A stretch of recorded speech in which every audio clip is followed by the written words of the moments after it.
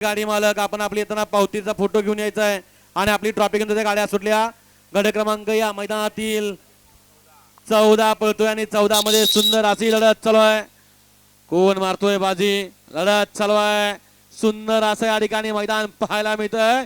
डोळ्याचं पारणं पेटणार लढत आहे. अलीकडे अतिशय सुंदर आणि निर्वाद वर्चस्व पटकवलं. द्या गडे क्रमांक 14 चा निकाल आहे. तास क्रमांक 3 वरून धावलेली गाडी